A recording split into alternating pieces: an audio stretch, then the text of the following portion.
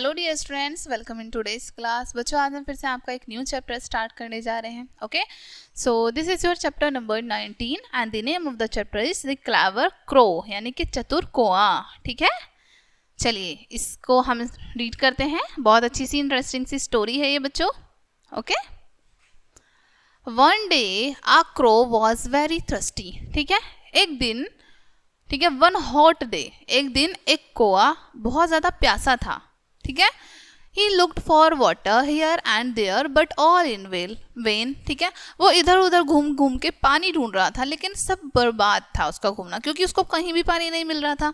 तो उसका घूमना क्या था, वेन था, सब व्यर्थ था, बिल्कुल वेस्ट हो रहा था। आफ्टर अ लॉन्ग टाइम, एक लंबे समय बाद, the crow saw a water pot near a tree. ठीक है, कौए को एक पेड़ के पास, ठीक है, एक पोट दिखता है, यानी कि एक मिट्टी का बर्तन या फिर मिट्टी का घड़ा दिखता है। ठीक है, He flew and reached there. अब वो उड़ता है वहां पर और उस मटके के पास पहुंच जाता है। ठीक है, जिस पेड़ के पास वो मटका रखा था उस पेड़ के पास पहुंच जाता है। He looked into the pot and saw some water in it. अब वो पॉट में झांक के देखता है, ठीक है, और उसको वहां पर कुछ पानी दिख जाता है उस मटके में।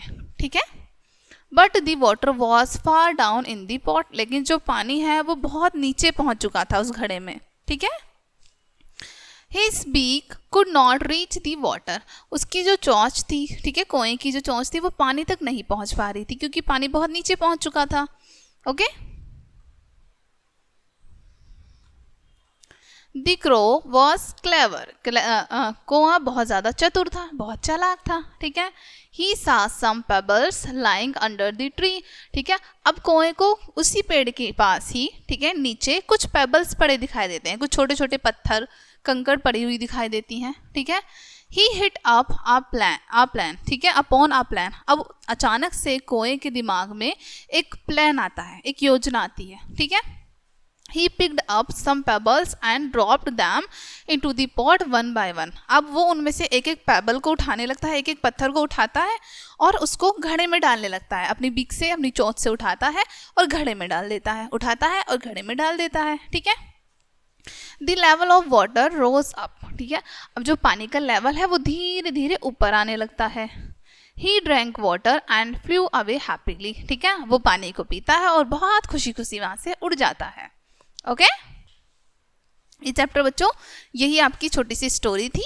नेक्स्ट आपको यहाँ पर कुछ वर्ड मीनिंग्स दिए हैं, हार्ड वर्ड्स के हिंदी में मीनिंग्स बताए हैं। एक्सरसाइज है यहाँ पर एमसीक्यूज, यानी कि वन डे वॉज वेरी, एक दिन क्या था, बहुत गर्मी थी, हॉट डे था, है ना। द क्रो वॉज, क्रो कैसा था, फुलिश था, नहीं फुलिश नहीं था, वो क्लेवर था, तो क्लेवर पर टिक करेंगे। The crow was very, crow क्या था, बहुत ज़्यादा ट्रस्टी था, बहुत प्यासा था। द क्रो सम, क्रो को क्या दिखाई देते हैं, कुछ पेबल्स, पत्थर कंकड़। ठीक है, then fill in the blanks आप यहाँ पर फिल करेंगे हेल्पिंग बॉक्स की हेल्प से।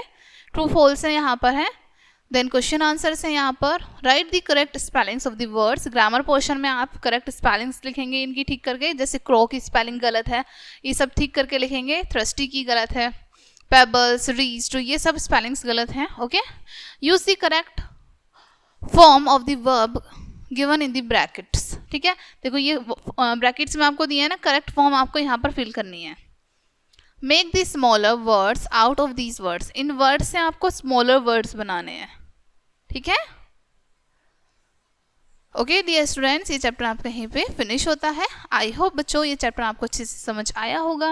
मिलते हैं नेक्स्ट वीडियो में एंड थैंक्स फॉर वॉचिंग।